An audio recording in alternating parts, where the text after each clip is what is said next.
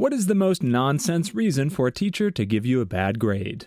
Story 1. Because he didn't read my paper. It was a university class where a TA was responsible for grading the papers. He was clearly overwhelmed and just reading introductions and grading based on them alone. I had a 2-part introduction that fully addressed the prompt, but as he only read the first part, I got my paper back with a big C at the top. I ended up getting full credit after I challenged the initial grade. Glad you had a better result. My first large college paper for a pre-Civil War history class freshman year came back with a giant red D written on it with practically no feedback. I was in a writing program and I had always excelled at essays, so I was sort of shocked. Went to the professor and asked him about the grade and lack of instruction. He sighed, looked down and said, "Westhoff, I don't like you." He went on and on after that with some BS reasons, but apparently the big issue came from the first week of class. He was talking about manifest destiny and said something like, "Now you have to remember, back in those days there were 50 to 100 miles between towns out in the western USA. And I raised my hand and said that there was still 50 to 100 miles between towns in the western US. He said I was exaggerating, and I told him I wasn't because that's where I grew up. That paper was 40% of our grade. He refused to change the grade or even reread it. I scraped a C+ in that class, and I was so freaking proud of that grade, even though it was the worst grade I received in my life. At the end of the semester, I decided to ask him for his grading documentation to see if I could challenge the paper with the school, but he claimed he had already thrown it away. I found out later that was nonsense too, but I didn't press any further. You should have pressed, at the very least, so he doesn't try that BS with someone else. Agreed. A similar thing happened. Professor didn't like me because of my beard. Went to Dean. Dean tried talking to him. He refused to do anything. The dean sent my paper to another professor at our sister school who taught the same class. She reviewed it and graded it from D- to B+. I forgot to cite something, and I had a few, 2 or 3 spelling errors. The dean submitted the new grade instead, which gave me a B- overall in the class. Story 2. I was taking a 1-week online class. In the syllabus, the teacher said you must post 6 times throughout the week. So I posted 6 times on Monday, 1 time on Wednesday, and felt I was good to go. I get my grade, the teacher comments, and the teacher wrote, "Cayonaro 905, you had some good posts early in the week, but then you stopped posting. So I had to mark you down." I was annoyed by this, but then realized it was the last online course in the program, and frankly, I didn't care. I still graduated, and that certificate is proudly sitting in my junk drawer for all to see. Taking online courses now, and the rule in almost every single class seems to be 1 post and comment on 2 of your classmates' posts. Every week it's the same posts. Topic is really interesting and important. I really learned a lot, especially about, quote from lecture slide. Then a few responses saying, "I really agree. Topic really is important in today's industry." It's so frustrating because they're trying to force discussion, which is the first mistake because it's not organic. And the questions really aren't the best for discussions. It's like discussion topic is 1 + 1 = 2. Shoot, now I've got to figure out how to stretch the answer yes into a whole paragraph of why 1 + 1 = 2. Then I've got to get 2-paragraph replies to classmates, which can't just say I agree. Unless the discussion is opinion-based, then it seems like a mistake to make it a discussion. There's one correct answer. You're not allowed to write that you agree, so 99% of people's answers are usually generic statements or just like the same random fact that everyone else is adding in. Story 3. In the 90s, my family didn't have a computer, and I had no access to one. I spent a lot of time on a handwritten assignment for school, and the teacher gave me a B, writing as a comment, "I would give you an A if you had typed it up on a computer." I'm still bitter. I knew a girl in the early 2000s who used a typewriter because she didn't have a printer or a floppy disk reader in her computer. Back then in school, we were offered an optional class to learn 10-finger typing. It would be done on typewriters in the school, but we would also get homework assignments. My parents didn't have a typewriter or a computer, so I signed up for that course, hoping I could talk my parents into getting a computer. Of course, they got a typewriter instead, which they had no use for. At the end of the class, I was the only one who didn't get the best possible grade because my homework assignments would have typos in them. The rest of the children had computers at home and would use Word with autocorrect to type out the assignments, so everyone besides me got full points on all assignments. I have no idea how the teacher didn't notice this, but I was not one to tell others. My mom got petty cash in college as a proofreader and typed out classmates' papers on a typewriter. Story 4. My teacher lost my coursework on the bus home. I refused to redo a year's worth of work in 3 weeks, and I got taken from an A to a C. Total BS. School sided with him. What kind of school allows the teacher to, I assume, admit they lost coursework and have the school go, oh well, student's fault, minus points? That makes no sense to me. This happened at my secondary school as well. The teacher won't admit to losing the work, and then it becomes you versus them on if you actually submitted it or if they lost it. I've never seen a student win this argument. Something similar happened to me in high school. My portfolio coursework was 2 pieces of work worth about 40% of my overall mark, and it went missing before the final marking alongside the exam. Checked everywhere in the classroom. Can't remember what qualification I ended up getting, as the school had to appeal with what marking the school had of earlier work. They weren't bad teachers, but I feel bad that they ended up no longer working in the craft design department when we all came back after the summer. Still feel like I'm partly responsible for that. Story 5. I broke my right arm in 3rd grade.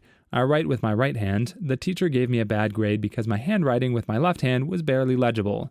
In 3rd or 4th grade, some girl in my class broke her right arm, and the teacher did the same stuff to her. And after the poor girl got upset about it, the teacher compromised by assigning some other girl to do her writing for her. They both had to sit at the very back of the room together so the one girl could quietly dictate to the other all of her writing needs. Everything from multiple choice stuff to full-on creative writing assignments. And the girl who had to do the writing still also had to do her own work and was given no extra time as far as I know. That is terrible. I would feel bad for the other girl if that happened to me. Right around the same age, I knew someone who broke their right arm during the school year and had to do all their assignments left-handed. I saw how difficult it was for them and thought, wow, I better start practicing writing with my left just in case. This is the only reason I'm pseudo-ambidextrous now. I never broke anything, knock on wood, but as an adult, I did manage to get tendinitis in my right wrist working on a project with a deadline, and that's the only time my practice came in handy, no pun intended. Story 6. When I was 16, in the middle of doing my GCSEs, my dad got into a serious car accident. He was in intensive care for about 2 months. During that time, we were told that he would probably not survive. Thankfully, he pulled through, but in the meantime, I hadn't been doing any coursework or going to school. This happened in January. My exams were in May and June. I managed to do enough revision to pass my exams, but I never managed to finish my coursework for art class. The quality of my work was worth an A, but I hadn't done enough of it. I applied for mitigating circumstances, meaning that, if granted, my work could have been marked on quality rather than quantity. But for whatever reason, the school refused, so I ended up getting a bad grade. That was 10 years ago, and I'm still angry about it. The school refused? Why? I can't imagine that a parent's car accident and subsequent stay in the ICU isn't a bad enough mitigating circumstance. They never gave a reason, just no. Probably because my dad didn't actually pass away, so they assumed his accident wasn't serious enough, and that I should have to be able to work while he was recovering. But that's just speculation. I'll never know for sure. Wow, that sucks, and I'm sorry that happened. Story 7. Wrote in Chicago format and lost points. The assignment instructions said to write in Chicago format. To anyone curious, I did try and point this out. Basically, still lost points, but they upped the final grade. Extra edit. Lot of questions on Chicago, just Google it. It's common in social studies, history courses in my experience. Basically, when thinking of Chicago, think, oh, the footnote one. This reminds me of an assignment in which I lost marks for not double spacing my work. I did double space my work. Back before I learned that double spacing meant 2 spaces between lines, I thought it meant between words. No one ever told the little old me, and that just made sense to me. A space goes between 2 words, so a double-spaced paper must have 2 between them. Story 8. Not a bad grade, but I remember I was so close to being the first person to ever score a 100% on my 10th grade Spanish final. The one question I got wrong was, ¿Qué tipo de comida es el pescado? What type of food is fish? Answer, el carne, meat. B, la fruta, fruit. C, el pan, bread. D, la verdura, vegetable. I, of course, picked meat and got it wrong because my teacher insisted that fish isn't meat. She's a Catholic and eats fish on Fridays during Lent.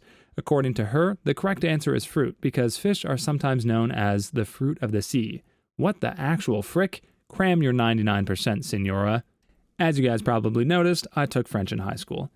Please like and subscribe if you've made it this far. I hope you'll enjoy the rest of this video and have a wonderful day. Story 9. I was accused of plagiarism because I had an above-average vocabulary. I got a grade in the end, but I was ticked. It was a group project where nobody did anything. I had to do the whole thing and turn it into a teacher who usually works with the special needs kids. She didn't think preemptive strike was a term an 8th grader should know, so obviously it was plagiarized. I got the same for knowing what a swastika was when I was 12. I wasn't even a high achiever or anything, just a kid who read books. Within a year, the same school was showing us The World at War, the excellent World War II history documentary series from the 1970s that's narrated by Laurence Olivier, and using it as an educational resource. So basically, a 12-year-old couldn't possibly know what a swastika was, but a 13-year-old should know the ins and outs of World War II in detail and be able to answer graded questions on it. Joined up thinking from the history department there. Story 10. I failed the lit exam in college because I answered a question too well. We were supposed to write an essay comparing and contrasting one of the books that we read that semester to a modern concept or ideal. We had known about this particular question for weeks, so we had had plenty of time to prepare. Apparently, it's possible to be too correct, because the response I got was that, though it is clear I did not plagiarize, none of my thoughts were original and matched too closely with the author's interpretation of the work. I was the only person in the class to not only fail, but to get less than a B. I got no other bad marks on the rest of the exam either. He failed me based on just that one part. I got a lowered grade for answering too well, had studied and been to all class sessions, so I knew the material well enough to be very succinct in my answers. Only filled half the blue book instead of BSing the whole thing. He gave me a C only because it was too short. From then on, I went back to skimming the reading and bringing the entire blue book tests. Made A's the rest of the semester. Story 11. I did a presentation in biology. The teacher told me she wanted me to do a creative introduction instead of just opening it with the standard, "Today I'll be presenting ... So I did. I invented a short story about an old lady going to the supermarket and working on some early symptoms of Alzheimer's, the topic I was presenting. I was so invested in that character, she had a name and a backstory. I even drew up a few comic panels so that everyone could follow along easily. Then, at the end of my presentation, I asked my class which symptoms the old lady in the story had, and hence what stage her Alzheimer's was in. I got my grade back, and the teacher deducted points for the intro, since she told me to do a creative intro, so it wasn't an original idea. Like, what the hell? I came up with a story, I drew the comic panels. All of that was me. I felt so betrayed. If I hadn't done a creative intro, she would have deducted points. So I did one, and she deducted points anyway. And after all that work, still grinds my gears. I was 15 at the time. I escaped from county jail when I was 17 years old in 2006. What stories do you rarely tell because nobody will believe you? Story 1. It's early evening in July 1997. I'm a 21-year-old, tiny, 5'3" and 88 pounds, recently married mother, at home with my napping daughter while my husband is at work. I'm sitting in the front room on the computer looking at dinner recipes when suddenly a 5'9"-ish, 200-pound stocky Mexican guy throws the front door open and walks in. There's a household of Mexicans 2 doors down, so I nicely tell him he's in the wrong house, and motioning in the right direction. At this point, I'm not at all concerned. It's a good neighborhood, and I have never had any problems. He is out of breath, panting, sweat dripping on the floor. Honestly, my first reaction was to think he was going to frick up my floors with his sweat and dirty boots. He takes a step inside, and in a much more forceful tone, I tell him to get out. A smile starts across his face, and warning bells start sounding in my racing mind. We don't own a gun, and the kitchen is in the back of the house. Grabbing a knife isn't an option. My daughter's room is directly off the front room, and the only thing between her and this stranger is a closed, unlocked door, which he is standing closer to. When my eyes go to that door, I see his travel the same direction. He takes another step inside. I get back to the desk and fumble behind my back for a pair of scissors while yelling and screaming at him to get out. He turns slightly to the right and takes another step towards my daughter's room. That is it for me. Mama superpowers engage. And I know at that moment I will end his life before I let him open that door. I take 2 long strides across the room, pretty sure I let out some kind of primal caveman scream, swing my right arm as hard as I can, and bury the scissors in his left side, right below his ribcage, until my fist can go no deeper. Tilt them towards me a little and pull them out. Blood goes everywhere, all over my clothes, my shoes, my arms, and in my mouth. He turns and bolts out the still open front door, not once looking back at me. I immediately ran outside and puked off of the porch. getting his blood on the wood railing. We could never get it clean, and it sat for 6 months as a reminder until I convinced my husband to help me paint. I grab the phone and call 911. The police come with dogs, but they lose his scent and blood trail a couple blocks away and simply take evidence, including the scissors, and file a report. Other than buy yearly HIV tests for several years because the scissors had cut into my hand, and an obsession for locking doors, nothing ever came of it. I have no idea what happened to him. He didn't visit a local hospital. My daughter slept until after the police left, and think I'm joking when I tell her I would physically hurt someone who tried to do her harm. Too long didn't read. I stabbed a Mexican because he made a move towards my baby girl's room. 10 out of 10 would do it again if necessary, but hope my daughter never finds out. Story 2. At the age of 24, about a year after I graduated from college, I was given the opportunity to work as a guide for a spring break company in Cancun, Mexico. This is 1999. Basically, they hired a bunch of 20-something-year-old college kids to get off their planes and onto their buses to the hotels. We would deal with problems students caused at those hotels, burning down rooms, getting caught doing drugs, urinating in public, etc. We also host parties at nightclubs, and basically got the pick of the litter of co-eds that came down to get wasted and do stuff with strangers. It was an awesome job, and we got treated like kings, the club owners and college kids alike. The craziest stories, and I have a ton of them, actually happened to me personally after the spring break season was over. I was waiting to get on a flight back to the US. We flew standby and were unsuccessful the first 2 days I tried.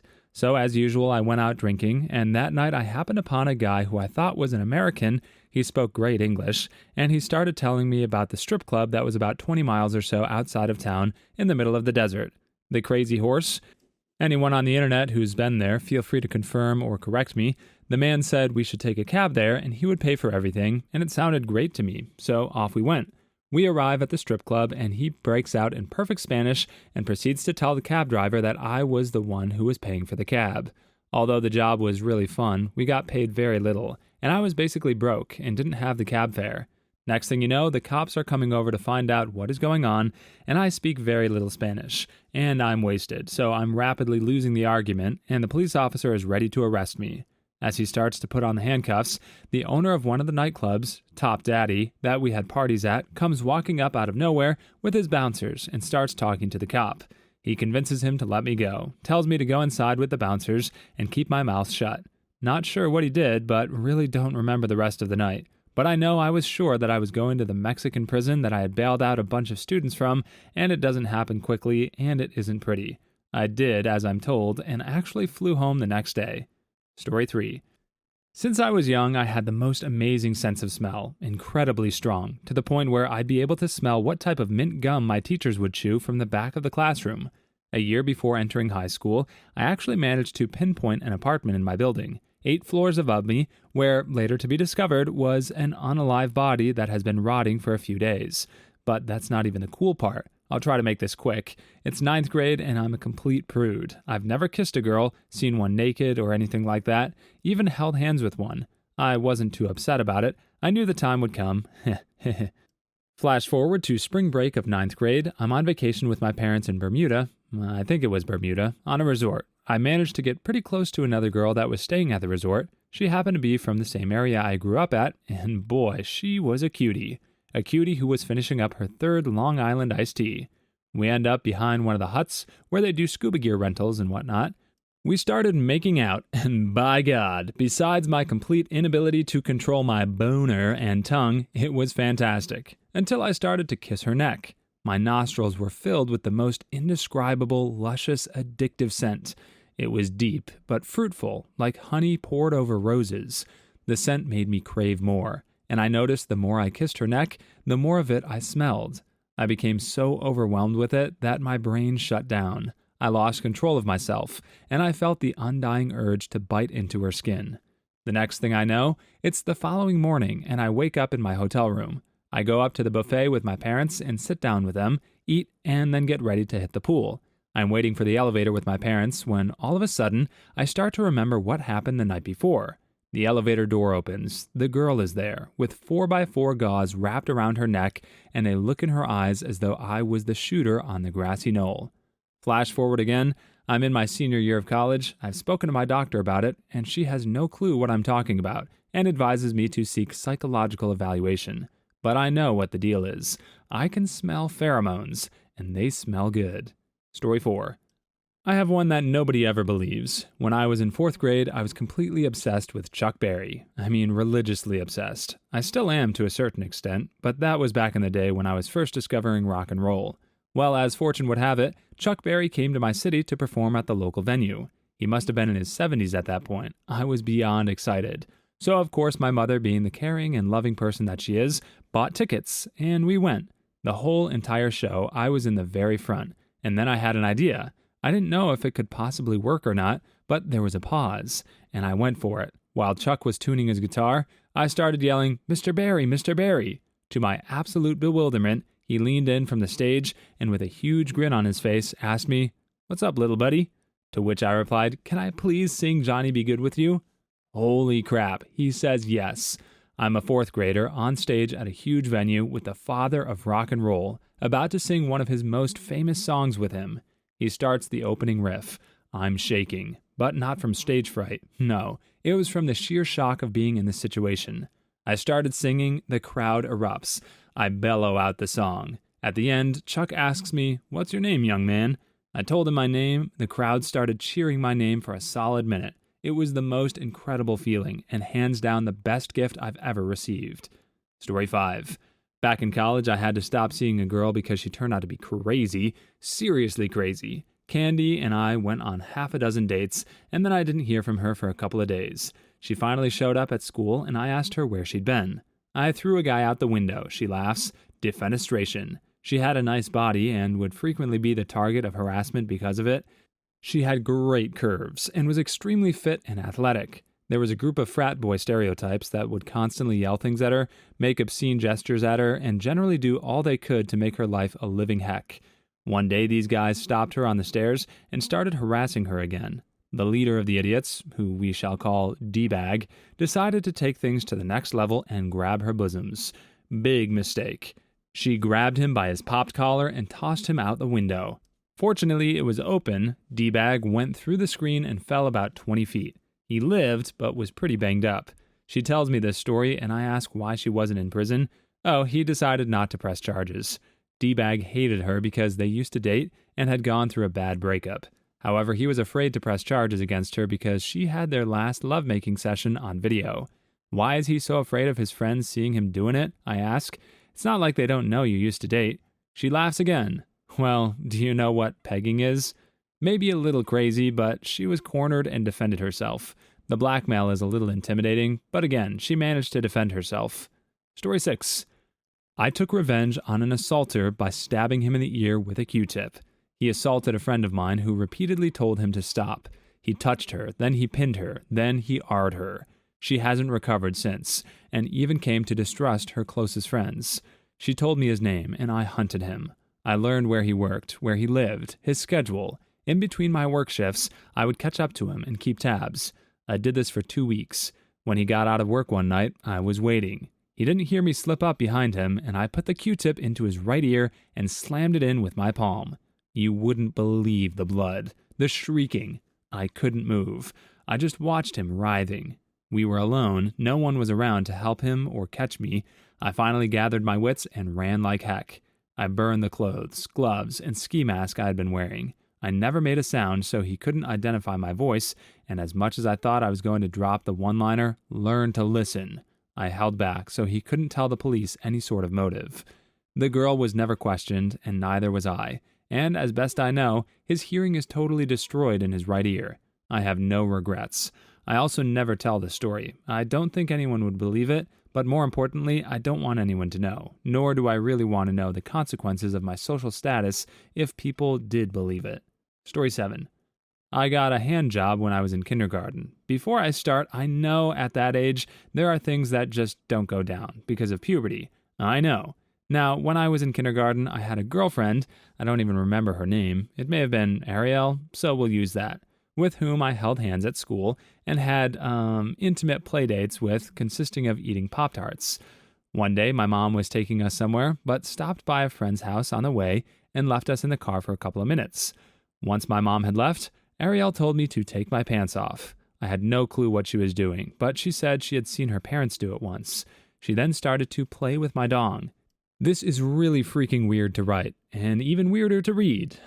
I really didn't know what was going on, and it wasn't until many years later that I realized what had gone down that day. So she was playing with my dong until we heard my mom coming back to the car. I tried to put my pants back on, but I had a hard time with the zipper at that age. So when my mom got to the car, I asked her to help. After about a second of complete silence, a look of horror fell across her face. Flustered, she told me to go sit up in the front seat and hurried back into her friend's house. Confused but excited, I turned back to Ariel with a smirk on my face and said, I get to sit in the front seat. What did Kevin do in your school? Story 1. Have you ever had a classmate that seemed like they were always doodling? Well, suffice to say, I've had some rather interesting encounters with the artistic endeavors of fellow students. One piece in particular sticks out in my mind, though it wasn't so much the subject of the drawing as what it implied about the antics of the person who drew it.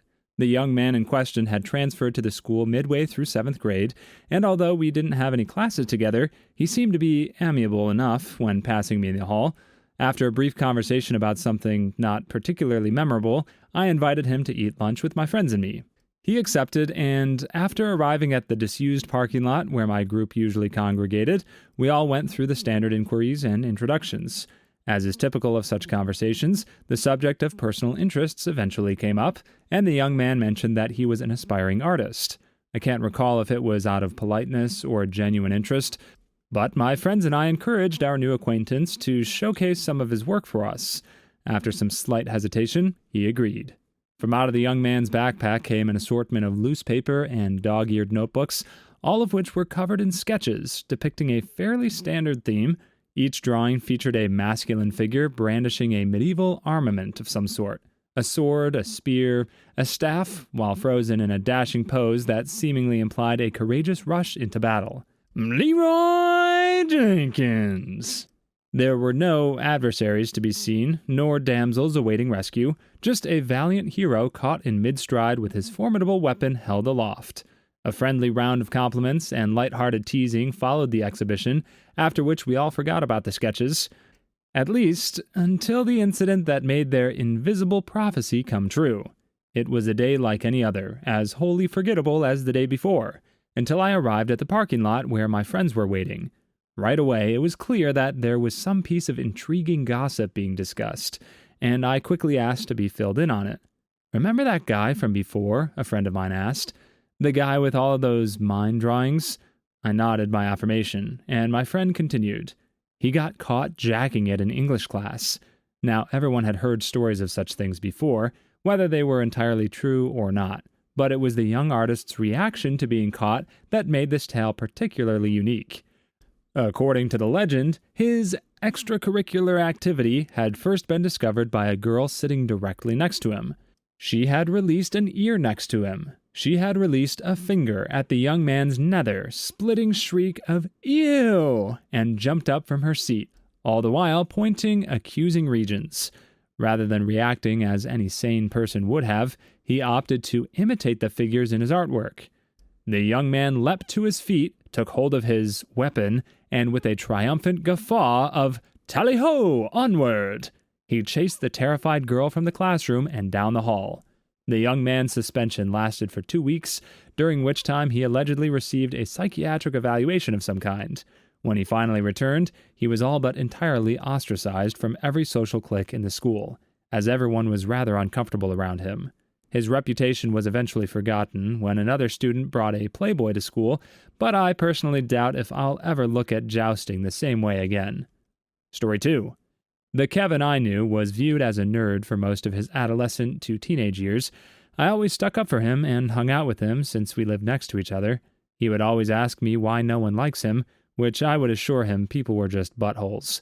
I would continually invite him to other cool friends' houses, even though my friends would look at me in disgust. Around 8th grade, Kevin met this bully, Alex. He was known as the scumbag of the school, and would make fun of everyone just to be a butthole. People were scared of this kid, even though people were twice his size. Anyway, Kevin started to try and impress Al just to make him laugh, and so that Kevin could fit in and be cool. He did a bunch of stupid things, started food fights, stole food from the cafe, called teachers witches, and acted stupid in class just to get a laugh. This continued through high school, and I didn't really talk to him as much. Senior year, we had the annual Jersey Shore trip for the seniors. Last major memory I have of Kevin, just trying to fit in, he overdosed on God knows what. All I remember is the faint memory of him trying to walk down the stairs of the hotel, almost convulsing, and the black stare in his eyes. I attempted to help him, but I don't even think he remembered everything we'd been through, or really who I was at the moment. I guess the next morning he was conscious, but stayed in bed the next 3 days, staring at the wall. Everyone in his room was freaked out. That was the moment he was just known as the complete weirdo, and I really did feel bad for him. I hung out with him a few more times after that, but he would always ask me, "Do I seem weird?" As much as I tried to keep talking to him, I couldn't. I guess since then, he's had a couple of mental breakdowns, I think mostly because of his strict parents. He eventually went to a mental institution and stayed for a little while. I still see him occasionally and get, "Do you know who has weed?" texts. The few times I have talked to him, it's just been utterly creepy and mysterious. He was my best friend growing up and just turned into a complete wild card. Story 3. Posted this last night, but it's still funny. I sent my aunt, a lifelong elementary school teacher, the Kevin story. She sent me this. I've taught a few students like Kevin, both male and female, with situations like his. The family whose eldest child was mulatto, both parents were white, and they insisted that he was not adopted, and both of theirs, even though the younger 3 were blonde and blue-eyed. The woman who came in for a conference with a 3-year-old younger sister who cried and ran around the room disturbing our talk. The mother pulled up her blouse and said to the kid, "Come and get titty." She ran to her mother, clasped her lips around a rather grotesque breast, and proceeded to suckle for the rest of the interview. The child who slept in her parents' bedroom and could make a good impression of what her parents did in bed every night, child welfare was called immediately.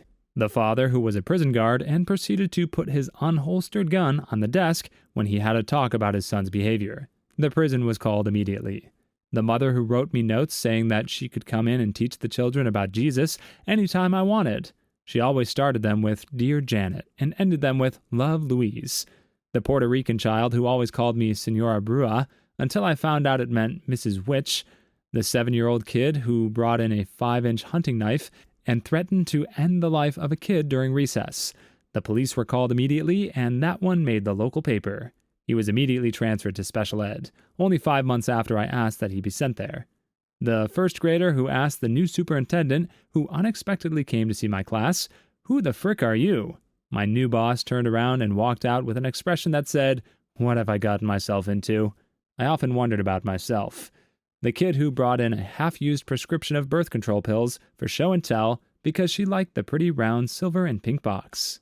Story 4. I think he was pretty tame when he was in middle school and high school. I made friends with him online when he was 13, but I went to college with him and he went to the emergency room with accidental self-inflicted knife wounds, looked down the barrel of a homemade CO2 cannon he made for a Rube Goldberg competition, asked me to help move him out of his apartment when he hadn't packed a single thing, and did an epic amount of every drug he could find. He managed to get unjustly accused of harassment by being a socially awkward little mustard. He got detained by police because all the guns and ammo and electronics in his apartment made the maintenance guy think he was building a bomb and running some sort of terrorist cell.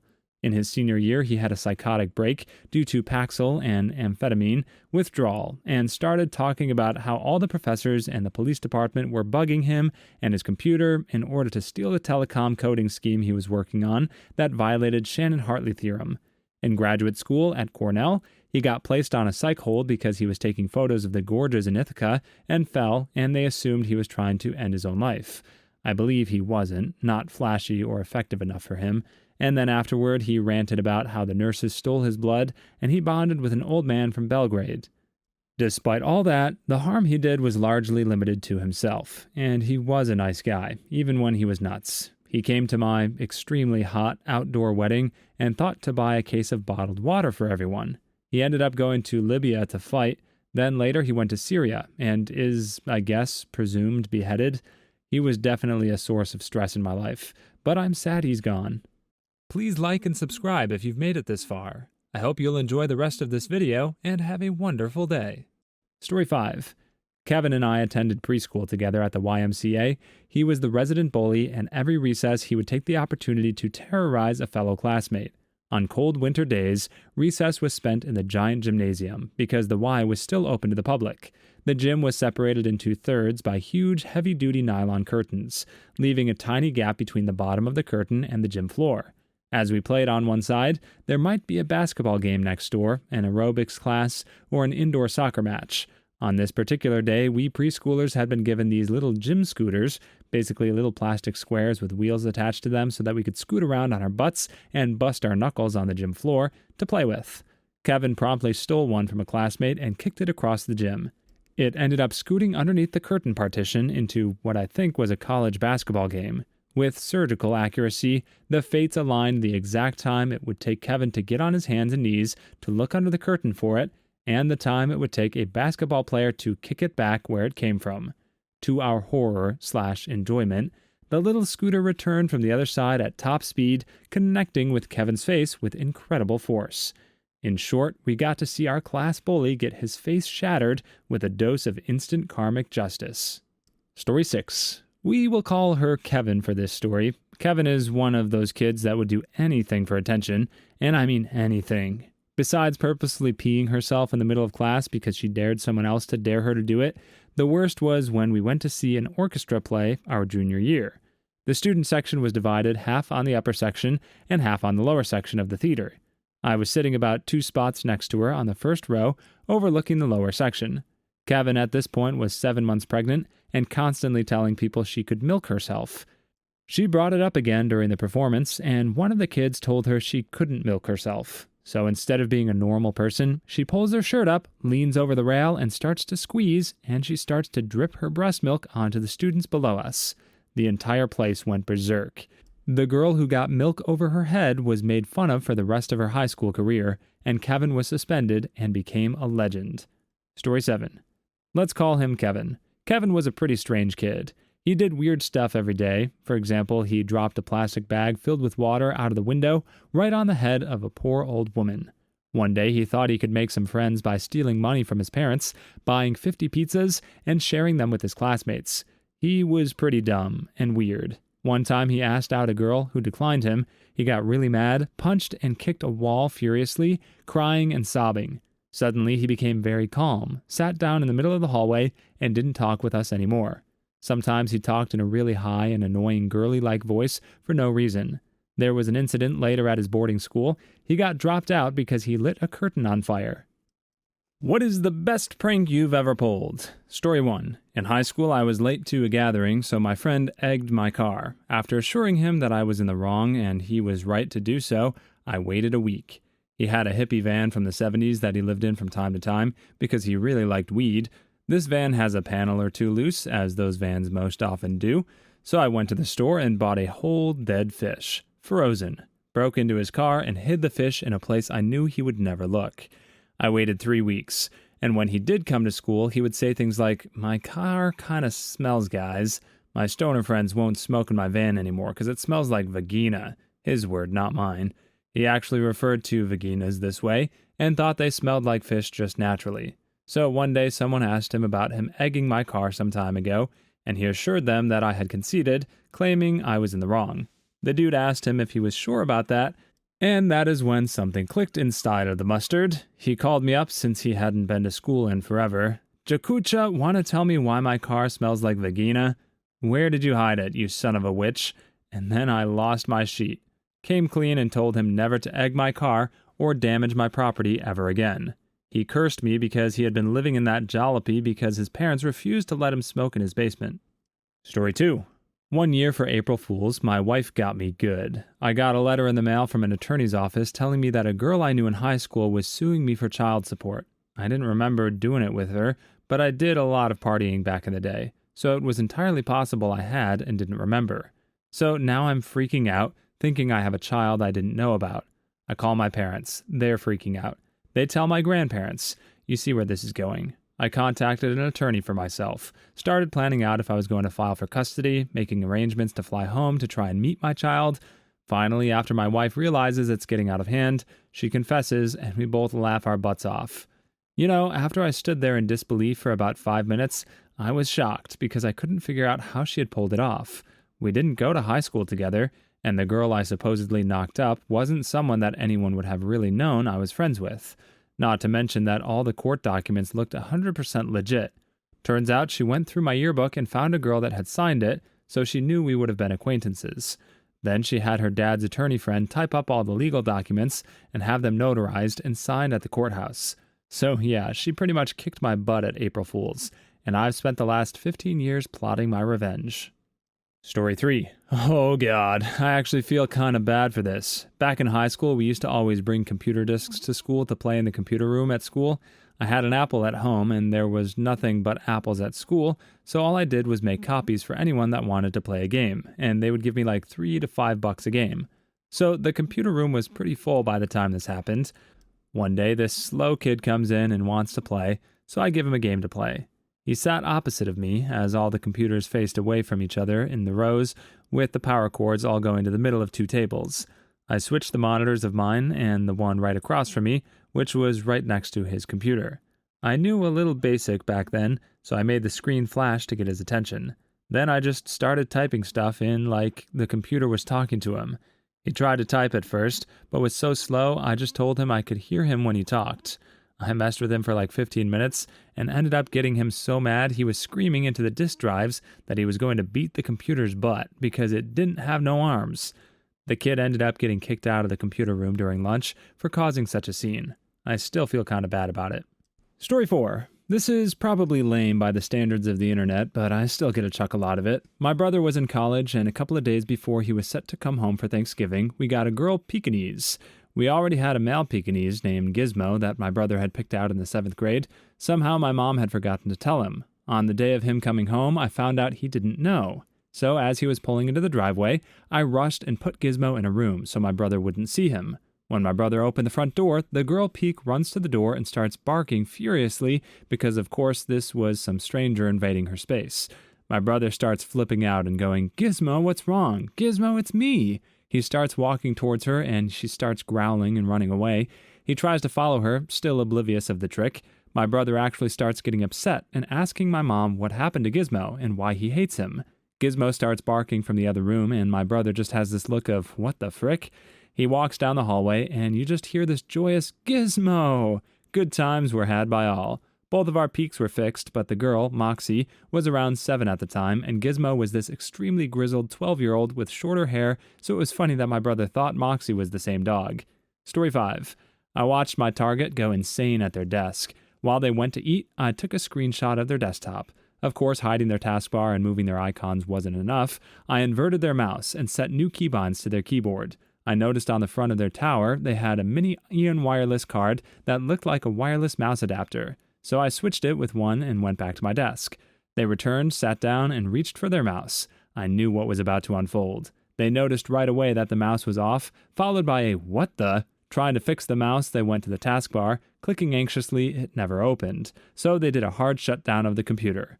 Once they got back in, they figured out that the time was the same as before and knew that something was off. They successfully figured out my plan and got to the mouse settings, but I wouldn't go down so easily. Right when they were about to click the apply button, I flicked my wireless mouse. This is when they might have went from good to great. 20 minutes in, my flustered target began to crack. They tried again and again to click that apply button, but I wouldn't let them. Finally, devoured by frustration, my target gave in and screamed, "Why would someone do this? Why me?" I just giggled to myself. They left work early. Story 6. Back in high school, we had a teacher who was kind of old and losing his hearing. We put a half-broken doorbell above the ceiling tile above his desk. By broken, I mean it was very quiet. The actual remote we brought into the classroom during class. Thought it would be funny to hear a doorbell in class. The things we didn't know was it was actually so quiet and barely heard through the tile, but you could still hear it. The teacher was losing his hearing, so he couldn't hear it that well, but when he was at his desk, he would ring it, and he would kind of look around, not sure if it was real or not. So eventually, when he heard it, he would look around the classroom looking for pranksters, so we kept the button in one for socks and would click it with the other foot so he never saw anyone with a device in their hands. He also never mentioned it for the sake of not sounding crazy. So this continued for a year. We would take turns with a button, whoever had his class would take it. My entire class knew about it and would try not to laugh when they heard it subtly go off. Then the bell finally died after a while. Too Long Didn't Read used a doorbell to make a teacher think he was going slightly crazy. Story 7. This was so simple, but it was really funny. In college, we had a prank war with the guys across the hall. One early morning, we went into their suite and put a pair of guy work boots with jeans down inside the bathroom stall. We stuffed the boots with newspaper for legs. If you walked into the bathroom, it definitely looked like a guy was in there taking a doo-doo. All day, the boys had to find somewhere else to pee and poo. It wasn't until very late at night that they realized. All 6 of them were home when one went to use the bathroom. He came back into the room and realized no one was missing. They got all weirded out for a moment, wondering who was pooping in their bathroom all day. It was fun to watch their reaction. Then the innocent prank war continued until their one D-bag roommate took it too far. Stupid drunk fricker thought that he could knock on our door and spray whoever answered with a fire extinguisher. Jack Butt didn't realize it would go every freaking where. It was awful. We were cleaning white powder off of things for months, and finally got a new futon when we got sick of sitting down and having white dust fly out. Story 8. My ex loved pro wrestling. I hated wrestling. He was also incredibly financially irresponsible, so when tickets went up for sale, he was broke. I wound up agreeing to pay for the tickets to a wrestling event about an hour away from our home. Day of the event, he ticked me off. I forget what he did, but it was really stupid and careless. I think he had forgotten to pay our phone bill, and it got cut off. He always did stupid things like that, so right before we were supposed to leave, I had the tickets in my purse, but he didn't know that. The tickets had been in the top drawer of our dresser. He had just taken out the garbage, and he went to get the tickets out of the dresser drawer, but they weren't there. I managed to convince him that I was so mad that I threw the tickets in the garbage. So here he is, freaking out, digging through the dumpster to find our garbage bag with the tickets in it. I let him dig for a little while, then told him. I still went to that stupid wrestling event, and the ticket dumpster driving made it enjoyable. Story 9. A roommate of mine had a serious problem with coffee. Like, the dude would chug the stuff all day.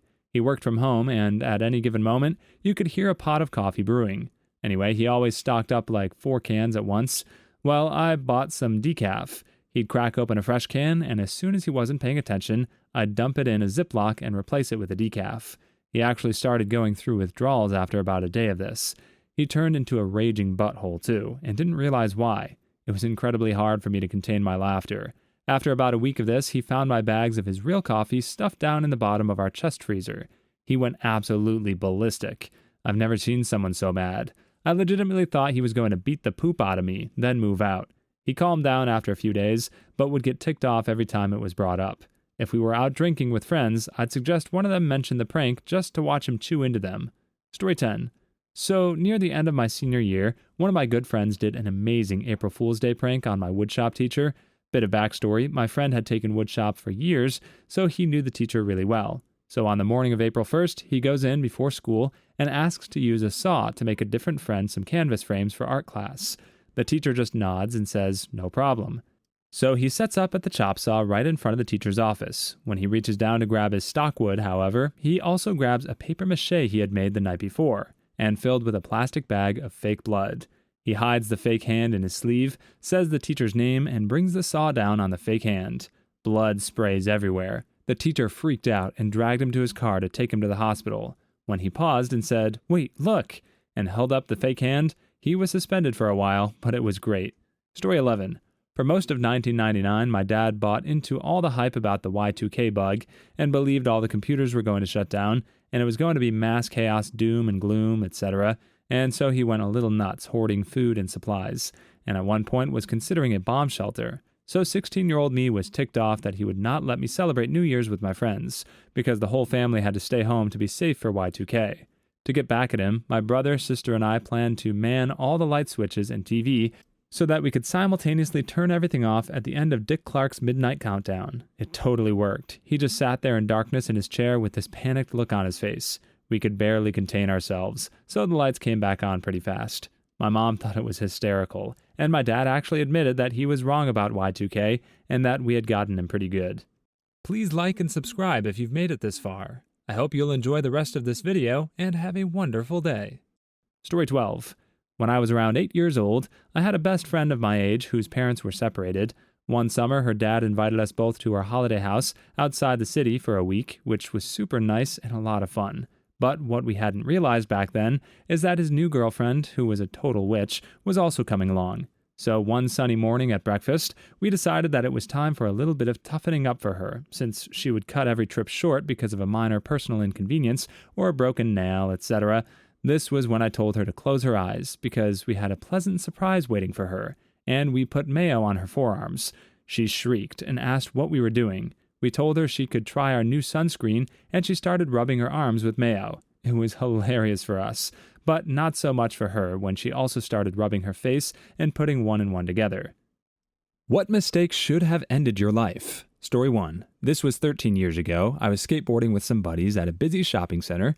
A few minutes before leaving, we were waiting at a crosswalk to cross the street.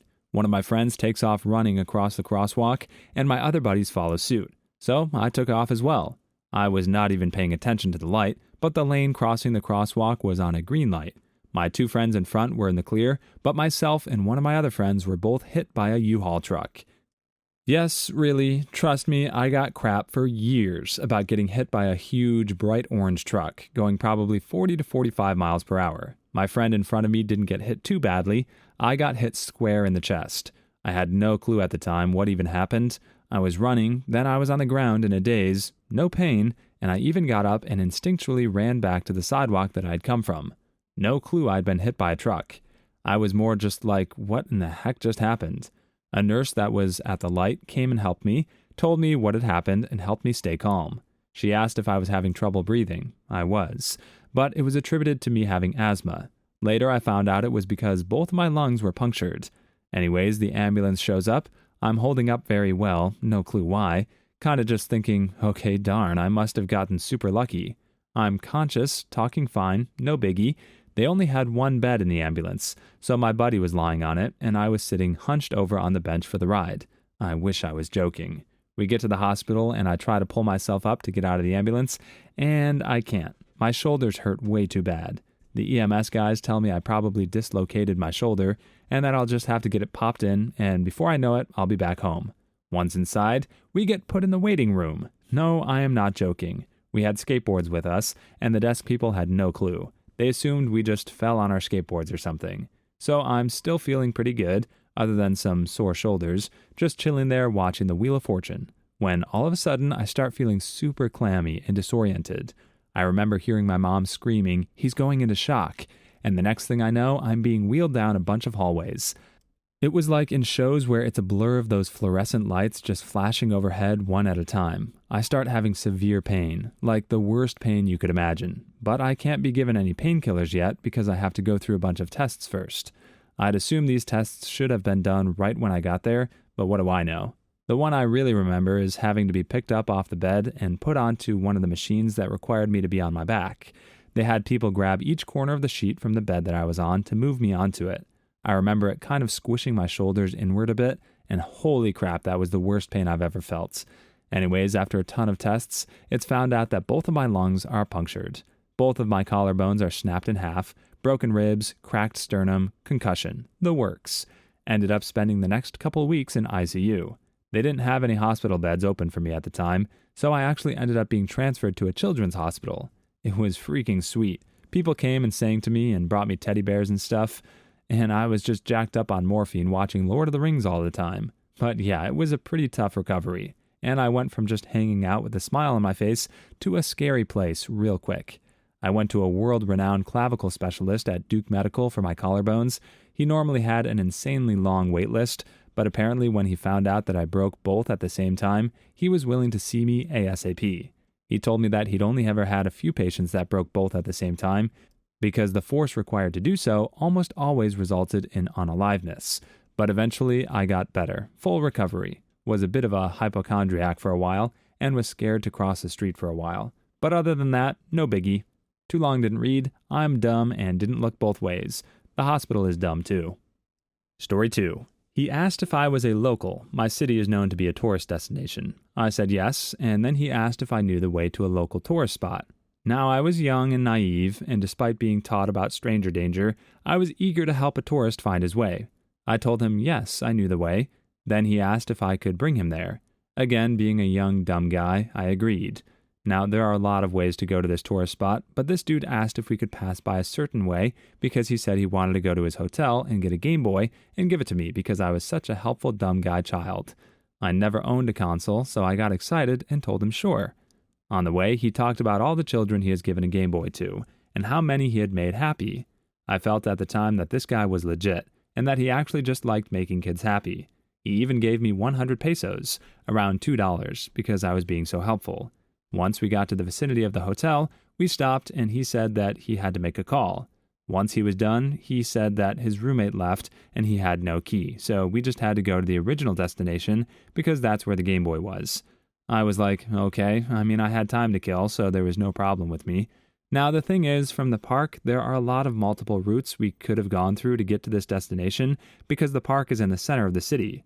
Now, though the fastest way through was a road that had fewer people and traveled through by less cars, this didn't raise any flags for me because I was dumb. So I told him the fastest way was through that secluded road. He seemed like a pretty okay guy, and we just conversed along the way. When we were about 1/4 of the way through that secluded road, my mom called. She asked where I was, and I answered that I was trying to just help a tourist get to his destination, and I was on a secluded road. My mom started freaking out and telling me to get the frick out. I never heard my mom panicking and getting mad, so I told the guy sorry and just ran. He didn't chase after me, but he just stared at me while I ran away. I met up with my family. Mom got mad at me for going with a stranger. Everything was good. When we got our weekly paper, I was excited to check the Sunday comics. So I grabbed the paper, but on the front page of the paper was a report about some group nabbing children for organ harvesting. To be honest, I never connected the dots till I was in high school. Too long didn't read, tried to help a lost tourist. He gave me money and almost got kidnapped for my organs to be harvested. Story 3. Okay, so I was a stupid ensign in the Navy, and we were in port in Aqaba, Jordan. Well, some of the people on the ship, including me, decided to go on a tour of nearby Petra. Petra is an ancient Stone Age city, most famous for being the location shot of the entrance to the third Indiana Jones movie, with the Holy Grail. That stone temple in the canyon? Yeah, it's normally filled with tourists, and has a tent just off-screen selling overpriced wares. Anyway, because the tour was organized by the ship, we had a tour guide, and even some plainclothes police, special forces, whatever they were, I forget. Basically security, because of the Middle East. Edit. Also, ISIS was really active at the time, so that kind of had the higher-ups, and me as well, on edge. We all just went as a group down the trails amid the ancient city to a restaurant at the bottom, ate lunch, and then we were going to split up and let people make their own way back to the bus, so we could explore the city more. Here's where I'm a moron. I wanted to ride a camel back up because I thought that'd be awesome. By the way, if you want to see the coolest camel that ever lived, go to the channel Brother Goose and watch the video, My Audition for Pixar and DreamWorks. Anyway, I asked a guy about the camel. They couldn't do it, but some other people offered to give me a ride on their mule for cheap, and I figured that was cool too. They were heading back up to their nearby village and talked with my tour guide, saying they could get me a car ride back to where the bus was, once they got me back to their village.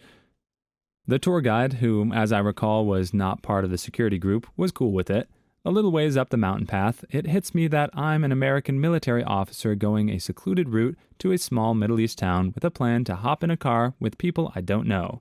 So I start telling them I changed my mind. I really want to go back to the rest of the city. They try to talk about it costing them extra to go back, but I figure losing money is better than losing my head. So I say I'll pay the extra cost that they're trying to haggle out of me for the inconvenience of going back down the trail. They take it. I spend the rest of the time trying to catch up with the scattered tour group I'd left behind with my little stunts, and all in all, I still have avoided doing the currency conversion maths to find out how much money I lost, but I made it back safely. Don't be a moron like me. Use the buddy system while traveling so there's decent odds at least one of you will have common sense. Please like and subscribe if you've made it this far. I hope you'll enjoy the rest of this video and have a wonderful day. Story 4. When I was in high school, me and a few friends all lied to our parents and told them we were spending the night at each other's houses. What we had really done was backpacked up a snowy Idaho mountain in the middle of winter without telling anyone where we were going. We were all fairly inexperienced in winter backpacking. The friend in charge of bringing food brought chicken he'd cooked at home so we would eat it in cold, in case we couldn't start a fire. Luckily, I'd brought a can of chili and didn't partake in the chicken. I woke up the following morning to a fresh foot of snow and my friends vomiting out of the tent. We'd left our boots outside and they were completely frozen through. The shoelaces of my boot were pointing up and out and had zero bend. Me and one other friend were not sick and had to pack up the tent, the most freezing cold work I've ever done. I gave one of my sick friends my gloves because he couldn't find his. We were about 3 miles into the hike, and the trail we'd taken in was totally covered, and none of us were familiar with it, even to know it by memory. I took all but one pack and ran down the trail to the car, making my best guess on which way to turn and marking those choices with ski poles. Got to the car, started it up to get it warm and to check if we had cell reception. We didn't, and then I ran back up the trail to where they were, and we carried them back to the car. I got home and felt like total garbage. My entire body was on fire from the cold and the soreness. I felt freezing to my bones, and when I got home I started puking and was pastel white and sickly looking. My dad was ticked off at me because I was hungover, and I opted for that punishment rather than the insane fury it would have caused if he knew why I was actually in my condition.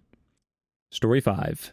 Doing heroin alone in my room without letting anybody know. I consider that to almost be a surefire way to accidentally end your life due to Vancouver's opioid crisis. I remember waking up with my back on my bed and a needle still in my arm. I was out for half an hour. I woke up feeling terrified and knew that this wasn't the life I wanted anymore. Now I'm a week sober. Might not sound like a lot, but quitting from the $100 a day heroin habit to cold turkey meant that I was not a happy camper during my detox. But I stuck it out and I'm proud of myself. Story 6. Driving over an IED in Iraq, that battery had gone bad in the heat. If the battery was alive, I wouldn't be. Edit. A lot of people are wondering how I knew that it was there when it didn't go off, so here's the answer to that. I was in a rural area. I didn't see some disturbed dirt in the dirt road that we were driving on, but my lieutenant in the passenger seat almost pooped his pants because his life flashed before his eyes. He literally curled into a ball in his seat. I asked him what was up, and he said he was sure that there was something back there. We were currently escorting troop carriers to drop off a foot patrol in the middle of nowhere, so after we completed our drop-off, we went back to his order to check out the spot. My truck was the only one with an RF jammer, so I took the lead up to the spot my lieutenant had seen. When I saw it, I thought to myself, holy crap, how did I not see that? I was the demo guy since we didn't have enough EOD in the area, so I went up to it, saw the pressure plate and wires, dug it up, and there it was. A battery with the battery acid all leaked out. They didn't bury it deep enough, and it was the middle of summer, about 130 degrees Fahrenheit out. Not good for the battery. Under the battery and the pressure plate was a box, about the size of a footlocker, filled with explosives and accelerants. If it had gone off, my whole truck would have been dust. We had to do a controlled demo since EOD was busy, and after we took it out, half the road had a 5-foot deep crater in it. Please leave your stories in the comments. I'd love to make a video of them in the future. Also, don't forget to like and subscribe.